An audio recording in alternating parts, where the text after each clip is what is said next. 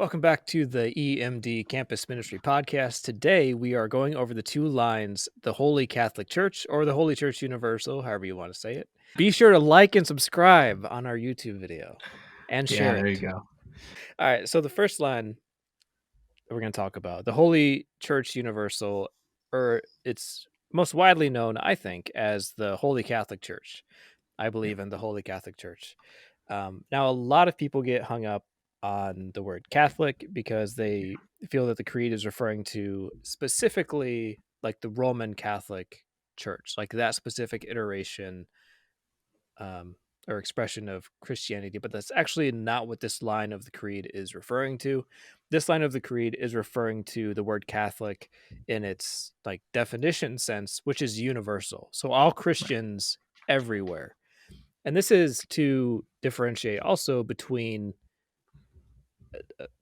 having your loyalty with your local church, which a lot of Christians are a part of a local church, but also recognizing you're a part of a greater body too that extends over the entire face of the earth. Like everyone who is a Christian is a part of the church. Like anyone who claims the central unifying tenet, which is Jesus is Lord, they are a Christian.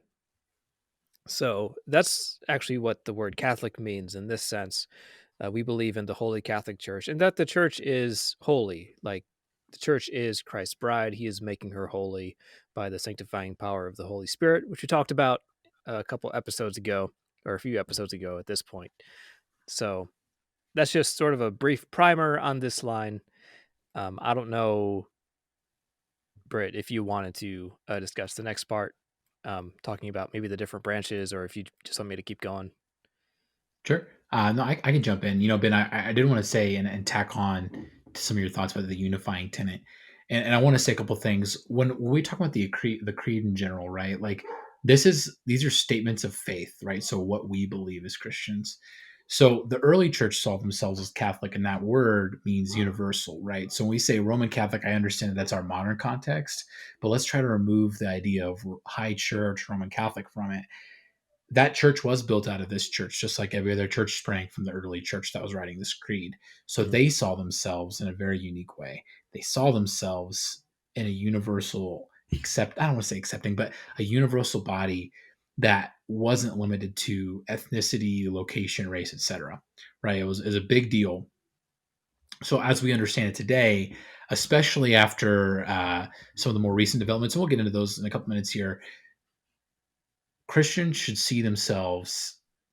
I think it's important that Christians balance knowing what you believe and understanding what things are the real dividers of what's true and what's not true. That's kind of the point of this podcast, though, or at least this first section of our podcast, is Mhm. to kind of pare down and to define, right, to give us clear lines, or at least more clear lines of things that are a little bit hazy of what it means to be a Christian. So, Ben, I wouldn't only just say that Jesus is Lord is the unifying tenet. I would say beyond that, if you affirm the truth of the creed, right, the Apostles' Creed at the very least, because I think there's a little bit more there.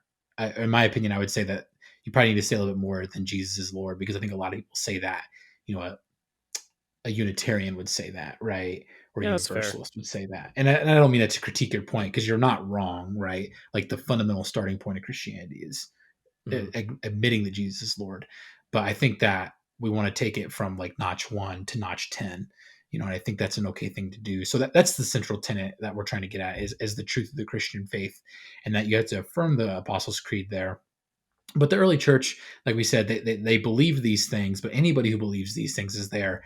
And the division lines, you don't have to be Catholic, Reformed, Nazarene, I don't know, names of denomination. Throw me some Baptist. Yeah, Lutheran, Methodist, non-denom, whatever that Yeah. is, right? So Yeah. quick stab at non-denoms. Uh, Sorry. I go to a non-denom now. it's So all good. I should be nicer. Yeah, Pentecostal. Sorry, I forgot my charismatic traditions. Apologize. that was fine. But or even like the high church, like Orthodox, Catholic, even Yeah. Coptic, like Eastern those are all Orthodox, all the stuff. yeah. Anglican. Mhm. Sorry. Yeah. So even We're though just like going those to all making a look list now. different, even though they might practice differently, like they all, just like what you said, Britt, like they all claim those central tenets of the faith. They all affirm, even the Apostles' Creed. So, going back to something I said, and I think our very first episode about a student I had when we started talking about the creeds, and she says, Mhm. "Well, my church doesn't believe that." And then I challenged her, and I was like, "Well, then your church isn't Christian because you because you're rejecting I'm like." sure that went really well. Oh, she did not like that very much. She was not happy with me. I was just poking fun at her, but it is true though. If you are rejecting some of the central claims of the church universal that the church has claimed for the last 2000 years as necessary to our beliefs, then you are outside of the church essentially. I mean, it's like it's not really that complicated, but you know really where most people struggle, which we already articulated this at that first episode, so I don't want to beat a dead horse here, but really where a lot of our struggle is just understanding what the church claims. It's not so much, that, uh, well, I'll just say, I feel a lot of people might get hung up on the way some things are worded. Like even this line here, I've had people say, "Well, I can't affirm the Apostles' Creed because it claims that only the Catholic Church matters." It's like, well, no, no, no. Like we need to explore what this means, and then when we actually explain it, whenever I explain it, anyways, people are like, "Oh, okay, well, that makes a lot more sense." So yeah, which just sort of goes back to the whole reason why we're doing this, which is to explain what a lot of this means. And then when we explain it, I feel it sort of comes to the surface this realization that, yeah, these are very important claims that the church makes, and these are things that unify all of us together, even though we might have infighting between different denominations, like, Protestants and Catholics, or even Mhm. within Protestantism, you have Wesleyans and Calvinists that argue.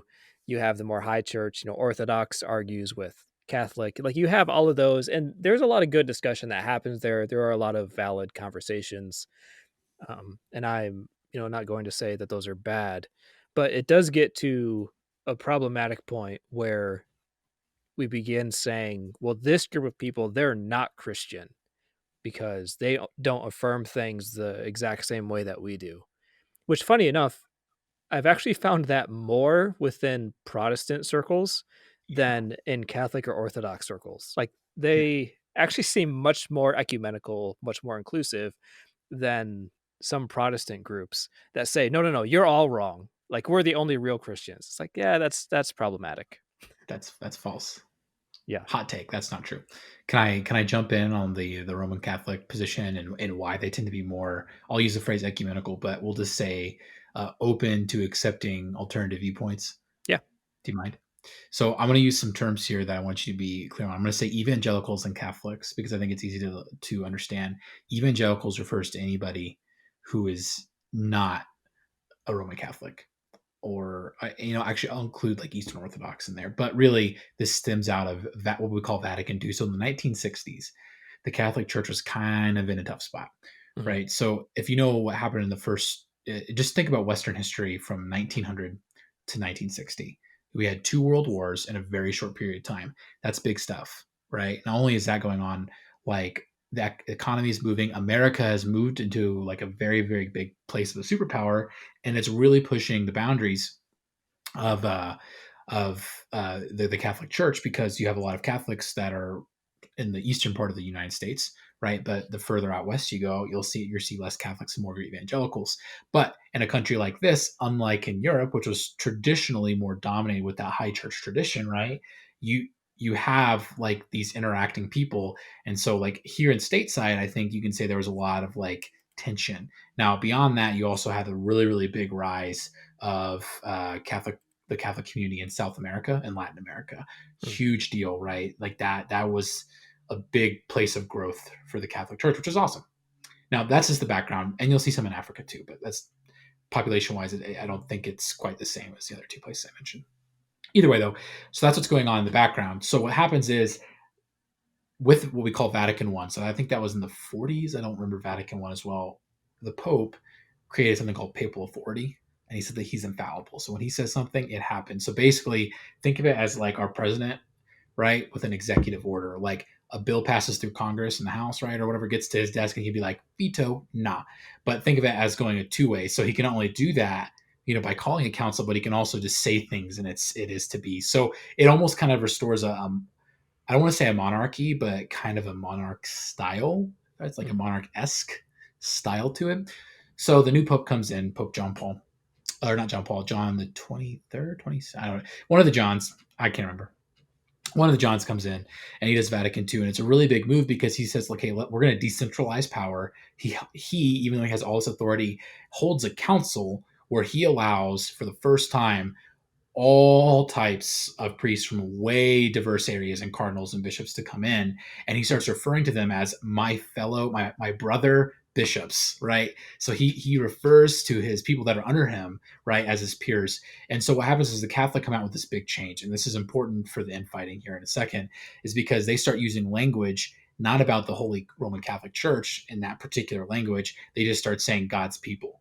And a Mhm. lot of the documents that come out of Vatican II for what defines being a Catholic in the 20th century and even beyond, now carried a little further with Pope Francis, affirm that you non-Catholic listener, that me non-Catholic person, and Ben non-Catholic person, right, are equally entitled to God's grace. Right, we equally have access to God's grace. So for the first time in the 1960s, the Catholics open it up, and what happens is this: they have an influx of people come back in, and they really, really allow themselves to move into the 20th century. So the broader point is this: it's a really great learning lesson. When you aren't willing to accept people that believe the same things. It's just how we practice it. Some people call that orthopraxy, right? Orthodox, right? Orthodoxy is what we believe, right? We want it to be the same, consistent. That's the Apostles' Creed stuff. But orthopraxy is how we practice it, how it comes out in real life. When you start making your orthopraxy part of your orthodoxy, you end up insulating yourself, and you can't actually engage in the world because you've cut yourself off from it, and you can't dialogue with others. So the infighting is really dropped off, at least on the Catholic side. I think some of our evangelicals, right, that who've now been affirmed by the Catholics, need to be a bit more open to accepting them as as Christians as well. So now the script has been flipped, but we don't really have a Yeah, big council. We can't do that because we have a bunch of different denominations. But true. the point remains the same, though, that we could take a lesson from that playbook, and we don't necessarily need to call a council, but the way we approach problems, we need to keep it in perspective. So I really like what you said there, Ben. I like how you teed that up when you talk about the infighting, because I think it illustrates bigger points. Because Mhm. I tend to get, I even on the pod I talked about it's really important to define what you believe because that affects how you go about ministry, which I firmly believe. So, for example, the Calvinists and the Wesleyans say very different things when it comes to sin and atonement, and we can get into some of the word games that we play and like the ethical decisions, but ultimately they still believe that Jesus is the risen Lord. They believe in God the Father, they believe in the Holy Spirit, and they believe in the Holy Catholic Church in terms of the universal church, right? So Mhm. they're equally, they, like me as a Wesleyan, participate in God's grace. And it's Yeah. not about necessarily how they're wrong, but it's about how I think is right to explain God's word. And that's what makes me believe what I believe. But I can't say that they're not orthodox. Does that make Mhm. sense? Am I saying that clearly, Ben? Yeah, I think you're saying that really well. But this also sort of leads to, I don't know, it's kind of awkward when these conversations, I guess, bleed out into the open, where on internet forums, whether that's YouTube videos or Reddit or whatever, and you have The different comments. denominations, yeah, sort of arguing back and forth. Which again, I do think there's a lot of value to these conversations, like what you're saying, because I mean, the way that we were able to best understand the truth of God's word was by debating about it and having sometimes pretty intense conversations Yeah. to try and get to the heart of what's going on. So I do think, ongoing conversation, even debating is, healthy.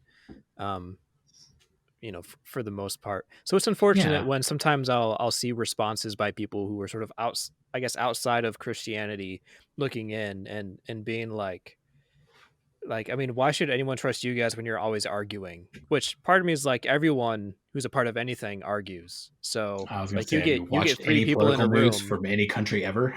Yeah, no kidding. It's like that's just how it is. But I think it's also something to appreciate though, because the church has never claimed that the church is the seat of all truth. So, even though we do argue, that's kind of reflective, I think, of our theology because we recognize we don't understand everything and we're not infallible. So we need to be able to discuss and we need to be able to dialogue and really try to get at the heart of these things. And part of that does come through, those discussions where, there is back and forth between different schools of thought, different expressions of Christianity. So I guess I'm just saying that to say if anyone's listening and wondering like, why is it that we even have these debates at all? Why do we have these different denominations? Why do we have, these different theological schools? I feel like that's just sort of worthless. And it's like, well, it's not worthless.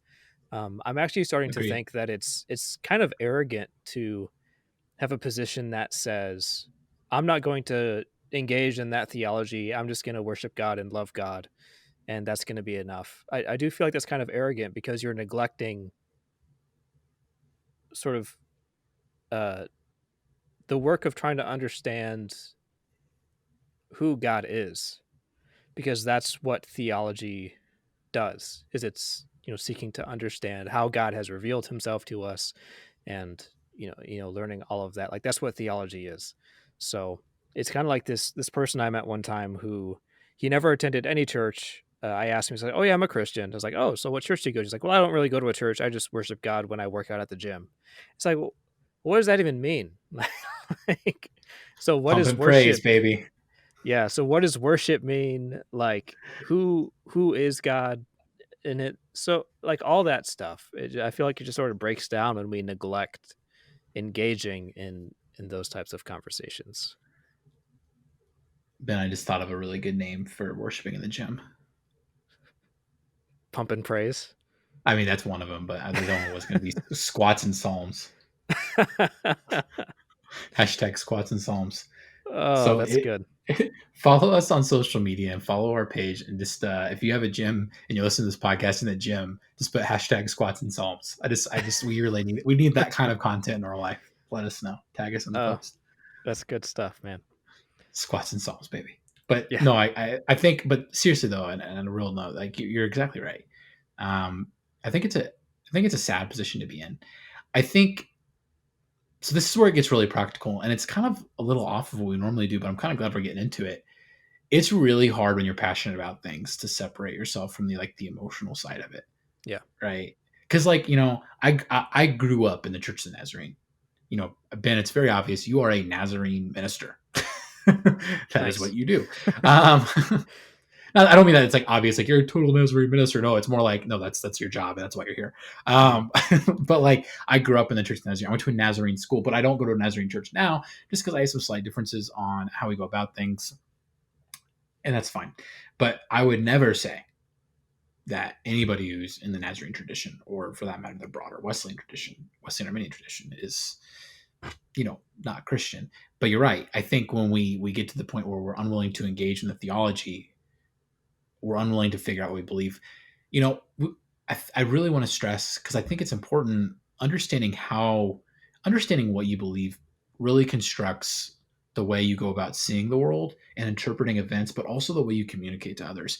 Like this is basic like liberal arts college understanding of the phrase worldview, right? Mhm. Worldview. Like you are a Christian, so you have a world view. But if you don't understand why your church believes what it believes and why you go about approaching it that way, you may go about saying things very different in ministry. I have a friend who married somebody in a very very opposite tradition of the one that they grew up in. And I'll be honest, it was really, really hard for them because they had to find a church, and that took some time. It took a lot of time for them, Mhm. um, just because one grew up in a holiness tradition, the other one grew up in a very reformed tradition. One was a hard 5 point Calvinist, the other one was a very big Arminian. So Mhm. finding a place where they could both worship together, and for them, it was about when we have kids, like what happens in Sunday school, like what are we teaching them, because like that's important and relevant. Like these are real decisions and real conversations that happen. That doesn't mean that they're both not, wonderful people that I will be, worshiping with in the kingdom of heaven and walking around and exploring God's majesty and the creation of his, new creation with. Like that. I totally 100% believe that that's what's going to happen in the future when God returns, right? I will be with these people in the resurrected future. It's going to be amazing. But that there's the practical side, Ben. That's what you're saying, and I think it's just a really, really good point. And I think it's interesting because, like, the truth is, our podcast is geared toward people who are trying to figure out what they believe, why they believe. And I hope that you're listening to the creeds because you're trying to like gain some insight and clarity on what it is to be Christian. And I think that's a really good point because we've talked a lot about the high level stuff, but let's get kind of boots on the ground here. Being able to articulate what you believe is good, but it isn't always good, nor is it healthy to have that like non-committal position, because if you don't really understand, you can easily get sucked into different places. Now, I made the illustration really early on in the pod about a cult, right? Like way early, like 10 podcasts ago, it feels like, Mhm. about getting sucked into a cult. I'm not saying you're going to get sucked into a cult. I really don't mean that. But like you could end up believing something very different than what you actually believe, or Mhm. participating in a church that, might be a denomination where you get kind of involved and like you find out a little bit later, your minister says something out of the pulpit. You're like, wow, I vehemently disagree with that. Mhm. That is horribly untrue. And it's such an awkward position for not only the minister but for you. Yeah, I Like, get it. because like now I've been on. Can you imagine what I can only imagine what it'd be like on the pastor's side, like to say something that your church believes and everybody's true, and someone comes after you after service and they're like, Pastor Ben, how dare you? You know what I mean? Yeah. Like, Well, I've I had don't that know. happen. Oh, wow. Okay. You know Yeah. what? I'm not surprised, but that's a thing, right? That's a real thing, though. Like, and I'm not saying go into an echo chamber where you only think about what you believe. Mhm. Ben was saying that, like, have the conversations. Just do your best to detach yourself and realize that this is part of your growth, like to shape and to mold and to kind of like, I call like fine tune, right? Like, you got to tighten some nuts and bolts sometimes and get a little more specific, right? Tighten some nuts and bolts on what you believe, Yeah. and really kind of hone in. So I'm going to get off my soapbox now and let Ben jump in. But, you know, I just think it's important that we mention that. And I'm really glad that you brought that up because I thought that was just a really good, like practical life moment that Mhm. really ties in kind of the bigger picture that we're talking about. Yeah, and yeah, I mean, I think you summed it up really well. I don't know if I have, much to add or, jump off of that, but I mean, all that to say, like these sort of conversations and even these sort of disagreements, they're nothing new in the church. Like they've No. always been there because the church has always been a very diverse body. I mean, even from like the very beginning, which I know this is something you wrote in the notes here.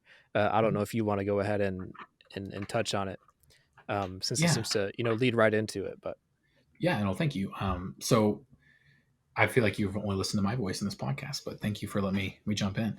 So from the very beginning, the church, capital C, right? So we're talking about the Holy Catholic Church, but the early church, really, like, and this is the only church at this point in time. They saw itself as universal in the sense that it's non-divisive over ethnic, racial, we'll say, geographical or political, mhm, or they wouldn't use this term back then, but we can use it now because we understand like socioeconomic backgrounds. Like, it didn't matter. It was universal in that sense. Like, come in the doors, we'll convert you. It's fine. mhm, And I say that playfully, but I mean that truthfully. So let's compare and contrast that and why this is in the creed and how that's different from the culture of its day. So let's just talk about the Gnostics, right? Let's just take a quick second to talk about the Gnostics, right? This in particular flows out of a counterbalance of what the Gnostics are doing. So what the Gnostics were doing was this, that they would try to get the rich people there because they would ask for their money. This is like cult leading 101, right? mhm, Get somebody wealthy to buy into your cause by suckering them in over a long period of time, saying like non-committal things, get their funds and their commitment, then give them all the crazy.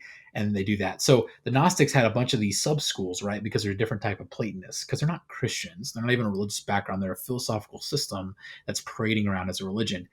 In conjunction with that, you have a legitimate cult leader, or at least what seems to be and has heavy signs and similarities of a cult leader with Marcion, right? Who had his own church, who was like, no, no, no, no, all these guys are wrong. Come read my Bible, right? But it's not something that's agreed upon universally, right? There's no mhm, like consensus there. They're isolating and pulling away. So specifically, they were trying to counter it with this line because they wanted to use this language to be intentional. So that's why we're hammering home this Catholic word. And more to the point, it's a reference to Paul. It's biblical, right? So Galatians 3:28, right? Stop me if you've heard this one before. Neither slave nor free, Jew nor Greek, etc. The idea is that the background that you come from, wealthy, poor, it doesn't matter, right? Jewish, non-Jewish, right? Roman, or even male or totally fine. female. Yeah. Yeah, male or female, exactly. Like it doesn't matter. Like those dividing lines are irrelevant because in the kingdom, we all bow our knees and our head to the risen Lord, who is Jesus, right? Like Yeah. that's what it's about. So I think it's just really I think it's really cool. I know that the Holy Catholic Church doesn't seem emphatic, but it's where the rubber meets the road, so it's kind of fun to talk about. Yeah. So on that note, after all that beautiful talk of being unified, there are I think we should clarify what is not a part of the Holy Church Universal, That's because there fair. are several different groups, even religions that seem parallel with Christianity, and at different points throughout history, they sometimes come along and people say, "Oh, well, those are sort of Christians themselves." A lot of that just comes from a misunderstanding of what Christianity is, but so one of those, I mean, we'll just deal with these directly, and if some of these seem offensive, we're not trying to be offensive. We're just trying to be Be straight. orthodox. Yeah, just this is just what it is. Yeah, but I mean, do you mind if I hop in with a little side comment? Yeah, go ahead. No, I was just going to say sometimes when you're trying to understand what something is, it's helpful to understand what it's not because Yeah, it helps you kind of compare, contrast, and define those lines. So that's why we're doing mhm, this. right. So the first one we'll touch on is Mormonism, because a lot of people see it as a branch of Christianity. I've heard a lot of people say, Oh yeah, "Well, I am, I'm Mormon, so I'm Christian." It's like, yeah, no, not you're really. Mormon. Period. Mormon is not Christian. Even though like they refer to the Bible, that does not mean that they are actually Christian. They teach of a Christ that is uh, antithetical, is very much different than the Christ that is described in the Gospels. So it's like the Jesus that they claim to worship and that they claim to understand is a totally different figure than what the Bible teaches. And we could get into specifics on a lot of these things, but we're just giving a brief summary here. Uh, I don't know if there's anything else you want to add to that. If you feel like some of that needs to be added, I feel like in Michigan, at least, which is where I'm from, Mormonism really isn't that present here. You might see it more present out Yeah, there because you're further out west. So maybe you want to touch on this a little bit. sure. They knock on my door on Saturdays in the summer, except for during COVID. So however you feel about COVID, just know that the only thing I'm grateful for is I my dogs don't bark every Saturday at 9 o'clock in the morning. It's great. And then I feel like, okay, just a side story real quick. So the last time a Mormon person came to my door, it was an older dad in a suit, and he was so proud. He brought his like 9-year-old daughter with a bunch of Mm, pamphlets, and he's got a suit on. She's got this like Easter dress on, and I'm very much not in the mood. I got a 98-pound dog. I've talked about my greyhound a bunch, right? And he is very reactive to the doorbell. Like just he's scary looking because he's huge, right? mhm, So this little girl's got to be like 6, but she's like tiny. So my dog's is almost as tall as she is. She comes to the door, she rings my doorbell. She's got this pamphlet. I look out the window. My dog is going nuts, right? And then my little 35-pound dog's like, "Hey, what's going on? I want to bark too." So then I got two dogs barking. I'm sitting there doing this, and I open the door, and the dad is like 7 feet back. His daughter is like a foot away from this dog that's barking and looks like he's out of his mind. My dog won't hurt anybody, but still, like it just is a bad look. And he's just smiling, and she's like, "Have you heard of the Church of Latter-day Saints?" And I shut the door, and I felt like a jerk, but I was like, I don't want you to get eaten by a dog. Like I don't know, like I don't think he's going to do anything, but you clearly don't read the situation very well. So I'm mhm, grateful for that not happening anymore. And that's not a knock on Mormons. It's more of just like, oh, I don't like people coming to my door. Don't ever ring my doorbell. Text me and it's fine. I'll let you in. But anyway, yeah, I'll touch on Mormonism. That's still a little bit bigger in my area. mhm. So when we talk about the specific ideas of Christ being antithetical, um, we've talked about him being both God and man. I don't know how to explain it because they have a really weird interpretation of it. Mhm. He is the Messiah, but he is the literal Son of God in the sense that, how do I Well, he's explain actually this? created in Mormonism. Like he is a creation himself. Yes, So even though exactly. he is He's not. divine, but he is also creation. So in that way, Yeah, he's like separated a bit from the Godhead. like I'm trying to compare it to something, and the only thing I could think of, and it's such a flawed comparison, but again, it's a little outlandish. I don't mean that. Well, it's outlandish in the sense of like calling it Christian. Like it's almost like like thinking of Hercules as like a god, right?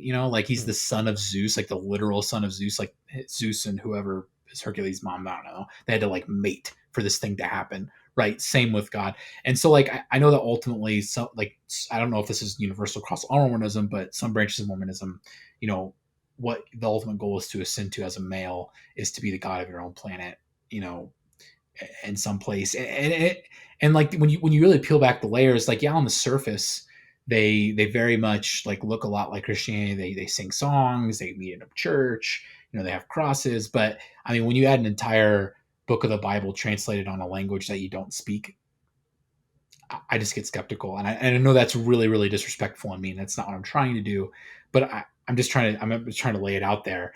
It's not Christian in that sense. It's their own sense of divine revelation and continuation, and so they rework texts of the Bible. And anytime somebody says, "Well, you got it mostly right, but this is what it actually means," like in revealed state knowledge, it's literally the definition of Gnosticism. Yeah. That is what Gnostics are. Yeah. Yeah. And like something else to keep in mind too is a lot of these sort of, I don't know if I'd call Mormonism a cult because it is I sort of its think you own can. religion, Well, but it their is sort recruiting of approach is new. cult like. No, it Okay, really that's is true. though. That's Like they fair. did I can't remember. I saw a study in college, and it's like they intentionally for like the first 2 years, like in like the general Mormon church where you kind of like come in to get started, like they don't mention beliefs until you like commit, and then you go do like a leadership class or membership class. There's somebody who grew up in a Mormon background that's going to listen to this pod and like tweet me angrily. Please do actually, because I would love to learn more because I Yeah. do not remember this, but I'm fairly confident there was a research study that said they had like similar like cult like approaches compared to like some of the peer groups. Hmm. Okay.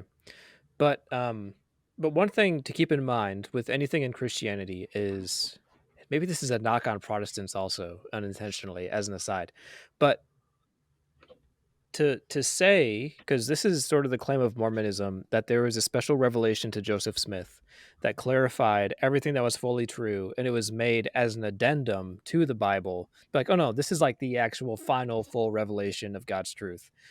And that is seriously an issue because it assumes that God has failed the church over the last, well, that was in the 1800s. So I guess the last 1800 years, God sort of forgot to include these very central teachings that everyone should have been believing the whole time. It's like that's pretty problematic, like in and of itself. Which is also kind of the claim of Islam too, and their legitimacy, or their claim to legitimacy as like a successor to Christianity, is they claim the same thing. They just do it, 1200 years before the Mormon Church does, Yeah. where they say that the archangel Gabriel appeared to Muhammad and shared with him this new revelation, which is made to be an addendum to the the Bible, even though addendum just means it totally contradicts a lot of what the Bible actually teaches. So I guess I'll skip on to that one just for now, or maybe Sure. that's all I really want to say. Because at some points, Islam is treated kind of like a junior form of Christianity, and I think a Or like lot an of that, alternative. yeah, and I think a lot of that is because the Quran, which I've read the Quran, I've studied it, not in the original Arabic, I will admit that, which I know Islam claims that the only way to truly understand the teachings of the Quran is if you read it in the original classical Arabic, which again is a bit problematic that the truths of God could be contained in only one specific form of a language. But anyways, that's beside the point. The the point is that anyways, that in the Quran you do have these figures that are named and described that are the same as figures claimed in Christianity, such as like Moses and Noah and Abraham. Even Jesus is discussed in the Quran. And that leads some people to think, oh, this is just sort of a maybe a different form or a different denomination of Christianity. And it's like, but it's not though, because Islam makes very different, very significantly different claims about who God is, how he interacts in the world, what he desires of us.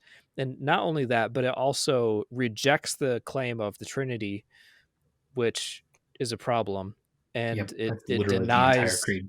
yeah, and it denies the divinity of Christ. It just says, well, he was just a prophet, which if A Jesus good was teacher. just a prophet, he was a horrible prophet. It Like, really was. He was bad at it.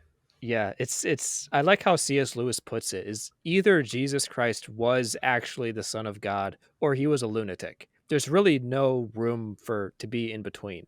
There really isn't. If you want to claim he was a moral teacher, you can claim that to some degree, but he was a lunatic if that's all he was, is a moral teacher. So even some people who say that Jesus was, um, oh, how do I want to put this? That Jesus was like a really good Jew, and so Christianity is false because Judaism is the true religion. Even that is a stretch because Jesus, in the end, was not a good Jew because he denied that he was the Son of God, which is a claim that Judaism absolutely rejects. No, He he affirmed suffered that and he was the son died, of God. which Judaism absolutely rejects. God cannot suffer. God cannot die in the Jewish religion, in their theology. So that sort of breaks down too. And I guess I already sort of touched on it, but so Islam and Judaism, even though throughout a long period of time, even nowadays, sometimes they're kind of seen as junior Christians. They're not. They are very different religions that are not compatible with Christianity. And I know that's sort of harsh, but it's true. Like they're not. They're totally separate religions. They're not Christian. So when we talk about the Holy Church Universal, those groups are not a part of it. Same thing with Jehovah's Witness. Sort of going back to the more American style religions. They only take place here in America. I don't think they have any other branches. I was reading up on them a little bit to do some homework for this one, but Okay. I think they're really only based in the U.S. or they're big, Okay. at least the big portions in the U.S. Right. So did you want to touch on Jehovah's Witness then? Yeah, I guess I'm going to be the guy that complains about everybody that's ever knocked on my door on a Saturday morning, because I also have a Jehovah's Witnesses story, but I don't have it here in Colorado. Indiana has a pretty strong contingent of Jehovah's Witnesses up in the northern part of the state, but that bleeds down a little bit to my hometown of Indianapolis. So when I was living in Indy, Saturday morning, lady dressed to the nines, super sweet, by the way, nicest lady, comes to my door. Do you follow Jesus Christ? Have you ever heard about Jesus? Yes, and then Jesus Christ. Oh, so you believe in God? Yeah. And so then she's like, oh, come to my church, the Jehovah's Witnesses church. I was like, oh, I can't. She's like, why not?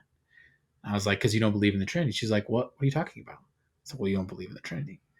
I was like, the crux of Christianity. She's like, well, Yeah. that's not what it is. It's following Jesus. And I was like, well, no, no, no, no, no. I was like, that's part of it, but like, you have to affirm these things. So I had a small micro debate holding a dog with a Jehovah's Witnesses, but really the big point is that they do some similar things. What Ben and I have kind of been going over. One, the big thing is they actually don't affirm the Trinity. They have and I'm gonna butcher this word, a hierarchical view, right? A hierarchy within the Trinity. So God the Father is the Father. So the name kind of lets you know what's going on.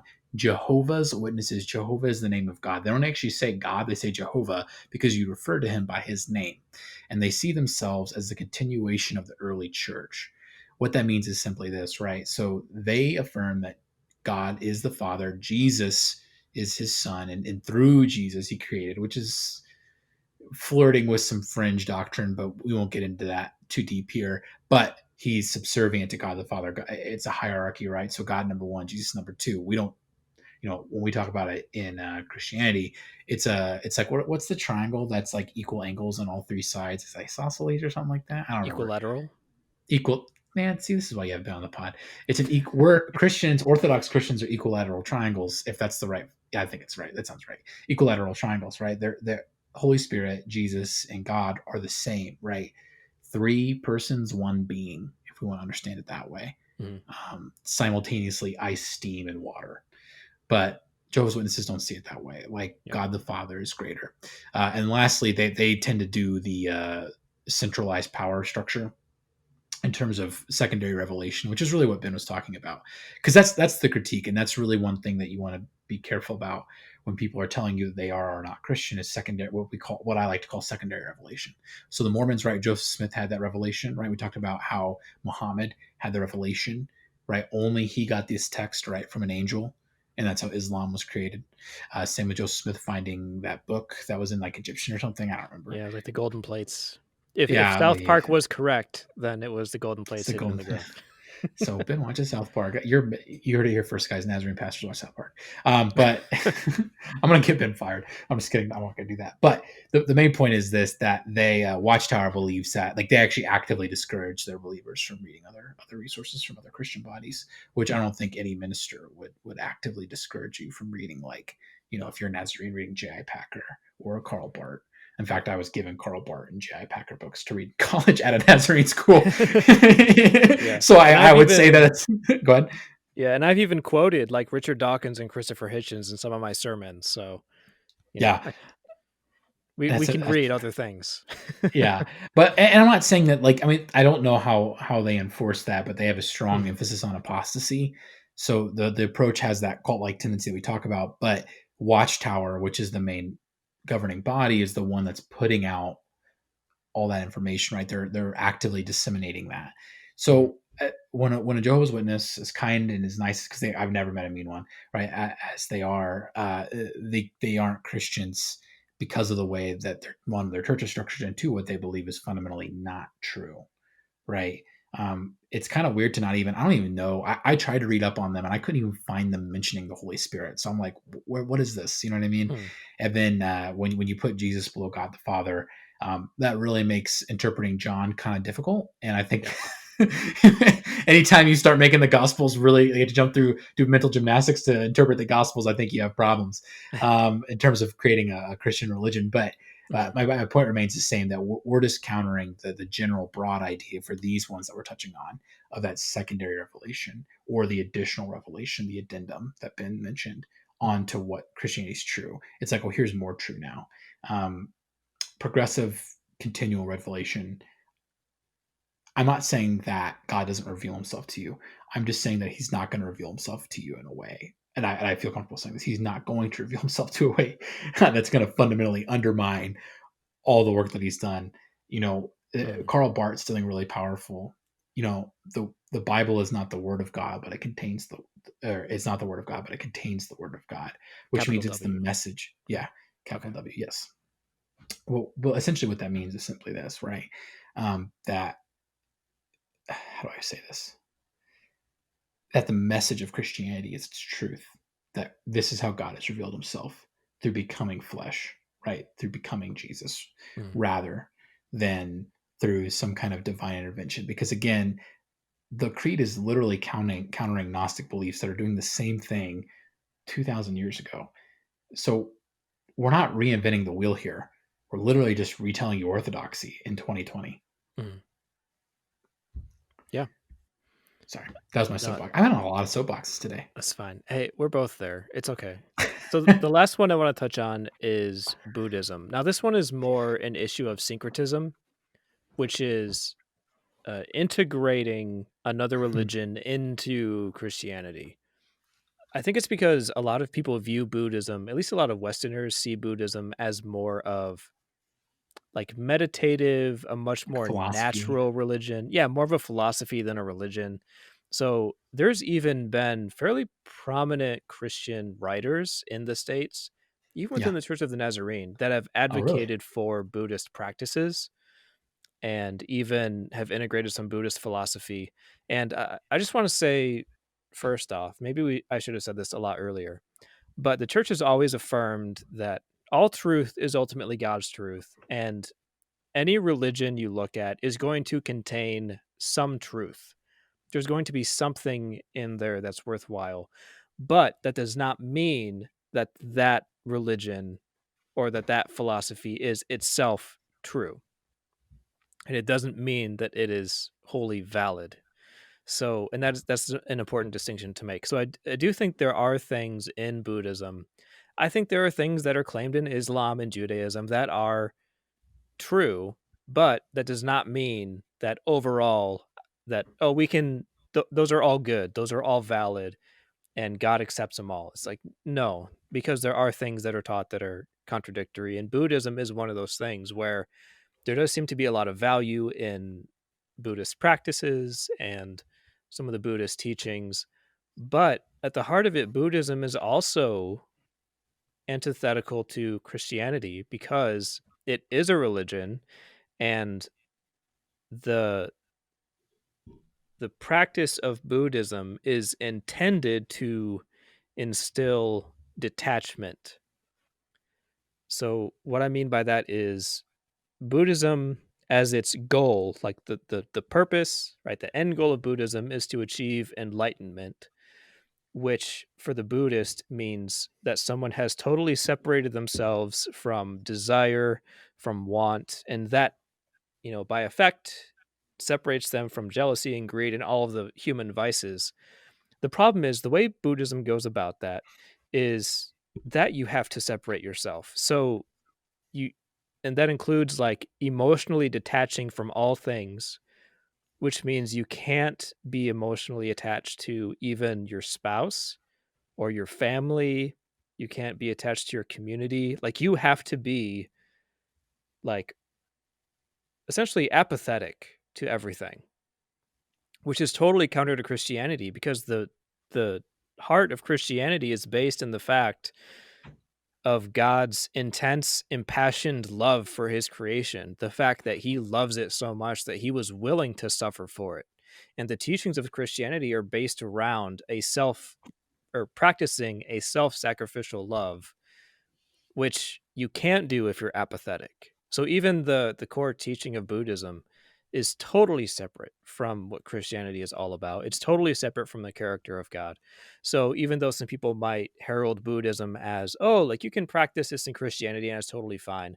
It's like, no, because at some point you're going to have conflict between the teachings of Buddhism and the teachings of the church. So certainly a lot more could be said about that, but that's more of just a warning to be like, yeah, don't buy into this idea that these other religions or other cults are somehow consistent with the teachings of the church or with the teachings of scripture, because really when you get to the heart of it, they're not. Even though on the surface a lot of this is marketed as, oh, it's sort of Christianity light, sort of, just a different form of Christianity that you can be a part of.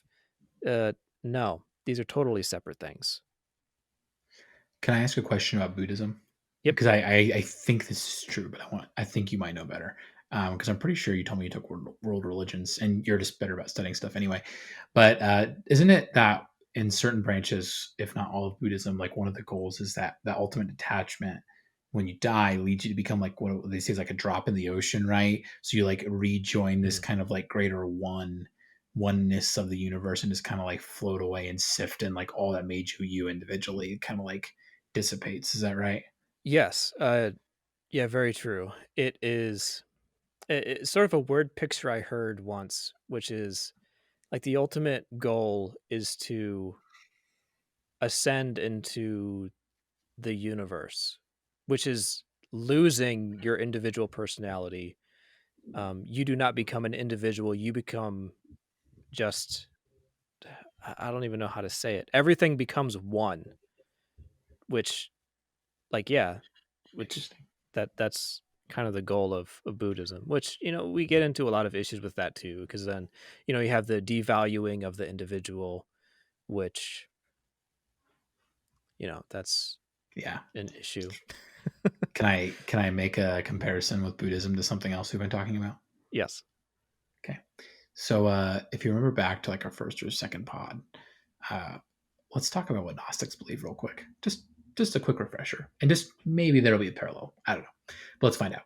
So the Gnostics believed in Plato's forms, right? So like the absolute ideal of things.